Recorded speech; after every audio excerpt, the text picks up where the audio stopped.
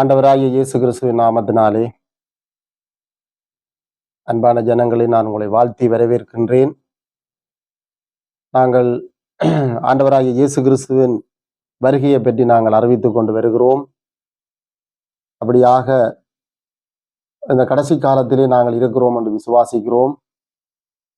தேவனானவர் எல்லாவற்றுக்கும் மேலாக அவருடைய வார்த்தைகளின் ஊடாக அவருடைய வருகையை அவர் உறுதிப்படுத்தி கொண்டிருக்கிறார். ஆண்டவர் ஒரு சில காரியங்களை எங்களுக்கு வெளிப்படுத்தி வருகிறதை நீங்கள் அறிவீர்கள். இது கடைசி காலம். அப்படியாக உலகத்தார் சொல்லுகிறார்கள், இது உலகம் அழிய போகிறது, வேத வாக்கியங்களில் இருக்கிறது, நிறைவேறுகிறது, வேதம் சொல்லுகிறது தான் இப்பொழுது நடந்து கொண்டிருக்கிறது என்று சொல்லி உலகத்தார்கள் சொல்லுகிறார்கள். ஆனால் தேவனுடைய பிள்ளைகள் இதை அறிந்து கொள்ளுவது மிகவும் அரிதாக இருக்கிறது. திருச்சபைகளும் இதை அறிந்து கொள்வது மிக மிக அரிதாக இருக்கிறது. அன்பானவர்களே, ஆயத்தப்படாது விட்டால் ஒரு நாளும் நாங்கள் தேவனிடத்திலே போய் சேர முடியாது என்று வார்த்தை சொல்லுகிறது. எனவே நாங்கள் இயேசு கிறிஸ்துவானவர் சொன்ன அந்த கடைசி காலத்துக்குரிய காரியங்களில் இருந்து சில வார்த்தைகளை நாங்கள் கடந்து செல்ல போகிறோம். நாங்கள் வசன ஆதாரமாக எடுத்துக்கொள்ளுவோம். மத்தேயு 24 அதிகாரம் 32, 33 வசனத்தை நான் வாசிக்கிறேன். கவனியுங்கள் அன்பானவர்களே. அத்தி மரத்தினால் ஒரு உவமையை கற்றுக்கொள்ளுங்கள். இதனாலே இளங்கிளை தோன்றி தொழில்விடும் பொழுது வசந்த காலம் சமயமாயிற்று என்று அறிவீர்கள். அப்படியே இவைகளையெல்லாம் நீங்கள் காணும் பொழுது அவர் சமயமாக வாசல் அருகே வந்திருக்கிறார் என்று அறியுங்கள் என்று சொல்லப்படுகிறது. அங்கே இயேசு கிறிஸ்துவானவர் தன்னுடைய சீசர்கள் மத்தியிலே அங்கே இந்த இஸ்ரவேல் ஜனங்களை பற்றி அவர் அங்கே சொல்லுகிறார்.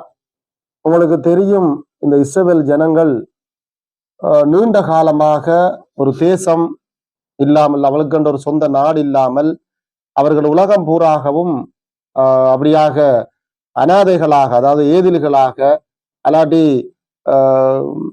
அகதிகள் என்ற இதிலே அவர்கள் உலகம் பூராகவும் சிதறி இருந்தார்கள். இவர்கள் எப்பொழுது சிதறடிக்கப்பட்டார்கள் என்று சொன்னால், தீத்து ராஜா ஆளுகைக்குட்பட்ட பிற்பாடு 70ஆம் நூற்றாண்டுக்கு பிற்பாடு இவர்கள் எல்லாரும் வந்து உலகம் பூராகவும் சிதறடிக்கப்பட்டார்கள்.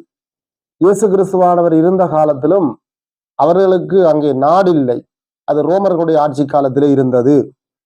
அப்படியாக அங்கே நீங்கள் பார்த்தீங்கன்னு சொன்னால், அங்கே ஆண்டவர் சொன்னார், அந்த சிதறடிக்கப்பட்ட ஜனங்களை நான் மீண்டுமாக என்ன செய்வேன், கூட்டிக் கொண்டு என்னுடைய தேசத்திலே நான் இருத்துவேன் என்று வேதம் சொல்லுகிறது.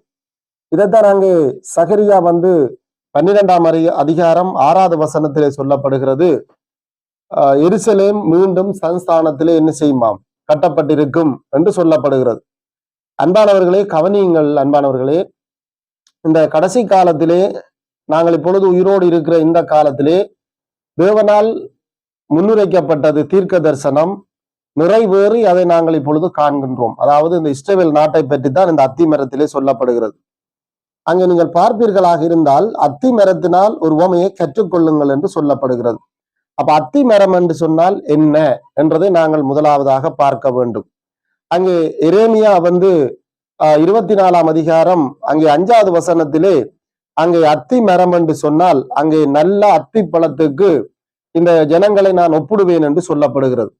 அப்ப அவர் நல்ல அத்தி பழத்துக்கு ஒப்பிடுகிறார் அந்த இஸ்ரவேல் ஜனங்களை என்று சொன்னால், அப்ப தேசம் அத்தி மரம் என்று சொல்லப்படுது. இப்ப உதாரணத்துக்கு நாங்கள் இலங்கையர்கள் என்று சொன்னால், வெளிநாட்டுல போய் நின்று நாங்கள் இலங்கையர் என்று சொன்னால் நாங்கள் இலங்கை மனிதர்கள். அப்ப எங்களோட தேசம் எது, அங்க இலங்கை, அதாவது அந்த இடத்துக்கு நாங்கள் இலங்கை என்று சொல்லுகிறோம். அப்ப நாங்கள் இலங்கை மனிதர்கள் என்று நாங்கள் மற்ற நாட்டுக்காரருக்கு அறிமுகப்படுத்துகிறோம்.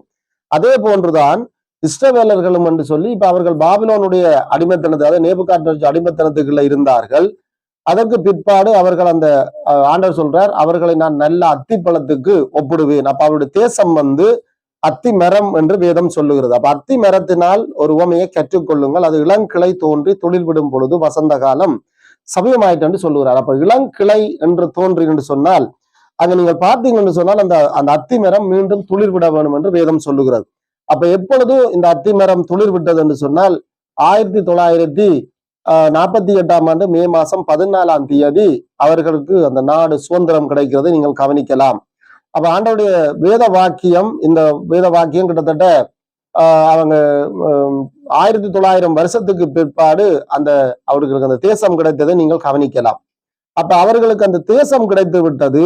ஆனால் அந்த தேசத்துக்குரிய தலைநகரம் கிடைக்கவில்லை. உங்களுக்கு தெரியும், இயேசு கிறிஸ்துவானவர் ஒரு இஸ்ரவேல் அந்த நாட்டுக்கு 3 காரியம் இருக்க வேணும் அன்பானவர்கள்.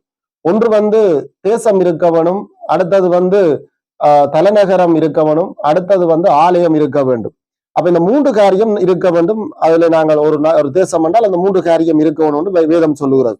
அதே மாதிரி தான் அங்கே அத்தி மரத்தினாலே ஒரு உவமையை கற்றுக்கொள்ளுங்கள் என்று சொன்ன ஆண்டவர், அப்ப அத்தி மரம் என்றால் என்னன்றதை நாங்கள் பார்த்து விட்டோம்.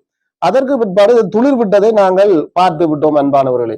அதற்கு பிற்பாடு இன்னும் ஒரு தீர்க்க தரிசனம் நிறைவேறியது. அது எந்த தீர்க்க தரிசனம் என்று சொன்னால், இயேசு கிறிஸ்துவானவர் வருவதற்கு முன்பாக எருசலேம் தலைநகரமாக இருக்க வேண்டும் என்று வடிவாக ஆண்டவர் சொல்லி தந்திருக்கிறார். அதுதான் சகரியா 12ஆம் அதிகாரம் 6வது வசனத்திலே சொல்லப்படுகிறது. எருசலேம் மீண்டும் தன் ஸ்தானத்திலே கட்டப்பட்டிருக்கும் என்று சொல்லப்படுகிறது. அப்ப நீங்கள் அந்த எருசலேம் மீண்டும் தன் ஸ்தானத்திலே கட்டப்பட்டிருக்கும் என்று சொன்னால், இந்த தீர்க்க தரிசனம் இப்பொழுது நடந்து முடிந்து விட்டது அன்பானவர்களே.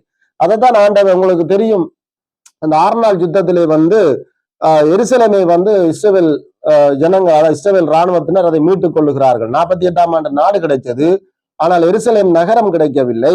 ஆனால் 6 நாள் போர்லே 1967ஆம் ஆண்டு போர்லே அந்த எருசலேமை அவர்கள் என்ன செய்து விட்டார்கள்? மீட்டெடுத்து விட்டார்கள் அன்பானவர்கள்.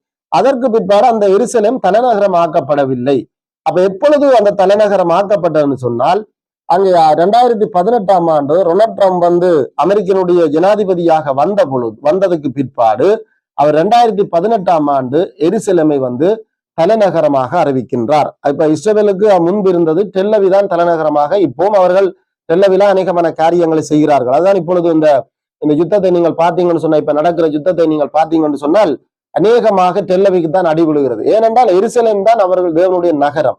அந்த தலைநகரத்துக்கு எல்லாரும் வர வேணும். அதைத்தான் ஆண்டவர் இப்ப என்ன செய்யறான்னு சொன்னா, அங்கே அந்த டெல்லவி நகரத்துக்கு அடி விழுந்து கொண்டிருக்கிறது பார்க்கலாம். இப்போ ஈரான் அடிக்கிறது, ஹமாஸ் அடிக்கிறது, லெபனான் அடிக்கிறது, மற்ற ஹவுத்தி குழுக்கள் அடிக்கிறார்கள், இப்படி எல்லாம் அடிக்கிறார்கள் அன்பானவர்களே.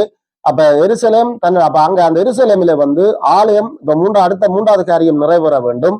ஆலயம் கட்டப்பட வேண்டும். அந்த ஆலயம் கட்டப்படுமாக இருந்தால் ஆண்டவர் இயேசு கிறிஸ்துவ சொன்ன, நீங்களே அந்த ஆலயம் என்று சொன்னார். இந்த ஆலயம் எடுத்துக்கொள்ளப்பட வேண்டும். இதான் அங்கே 1 தெசலோனிக்கேயர் அங்கே 2ஆம் அதிகாரம் அங்க நீங்கள் 6வது 7வது வசனத்திலே பார்த்தீங்கன்னு சொன்னால், தடை செய்கிறவன் நீக்கப்படும் முன்னே அது வெளிப்படாது என்று வேதம் சொல்லுகிறது. அப்ப நாங்கள் இப்ப இருக்கிற காலத்திலே 3வது காரியம் நடக்க போடுது. எருசலேமில் இருக்கிற அந்த டோமாபுரக் அந்த இது நிச்சயமாக அகற்றப்பட்டால் 3வது ஆலயம் கட்டப்படுவதற்கு இஸ்ரவேல் ஜனங்கள் எல்லாரும் ரெடியாகி விட்டார்கள் அன்பானவர்களே. இது ஏன் நாங்கள் வருங்காலத்தில் இன்னும் அதிகமாக இயேசு கிறிஸ்துவின் வருகையை பற்றி நாங்கள் பார்க்க போகிறோம். இது இன்றைக்கு முதல் கட்டம் அன்பானவர்களே. நாங்கள் அநேகமான அந்த காரியம் இயேசு கிறிஸ்து வரப்போகிறான்றதுக்கு எல்லாருக்கும் அதுதான் இதே அதிகாரத்திலே அங்கே 37, 38, 39 சொன்னார். அவர்கள் உணர்வில்லாதவர் நோவான காலத்திலே எப்படி இருந்தார்களோ அப்படியே மனுஷகுமாரன் வரும் காலத்திலும் நடக்கும் என்று சொல்லப்படுகிறது. நோவா 8 பேரை அங்கே நோவா சொன்னார், உலகம் அழிய போது சொல்லிக்க ஜனங்கள் கேட்கவில்லை. ஆனா நோவா உட்பட நோவாவுடைய குடும்பம் 8 பேரை தவிர மற்ற எல்லாம் அழிக்கப்பட்டது என்பானவர்கள். அதே போன்றுதான் இந்த கடைசி காலத்திலும் இயேசு கிறிஸ்துவானவர் வரப்போறார் என்று சொல்லி அங்கே எல்லா இடத்திலும் அதுக்கான எச்சரிப்புகள் கொடுக்கப்படுகிறது. உணர்வில்லாமல் ஜனங்கள் இருக்கிறார்கள். விசேஷமாக திருச்சபைகள் உணர்வில்லாமல் இருக்கிறார்கள் அன்பானவர்களே. எனவே நீங்களும் உணர்வடையுங்கள். இயேசு கிறிஸ்துவின் வருகைக்கு உங்களை ஆயத்தப்படுத்துங்கள். நாங்கள் அவரோடு வாழ வேண்டும் அன்பானவர்களே. அவரோடு நாங்கள் சமீபிக்க வேண்டும், அவரோடு கிட்டி சேர வேண்டும். நாங்கள் இன்னும் அதிகமான காரியங்களை பார்க்க இருக்கிறோம் அன்பானவர்களே. நாங்கள் வருங்காலத்திலும் இதுல இருந்து நாங்கள் இன்னும் அதிகமாக தொடரப் போகிறோம்.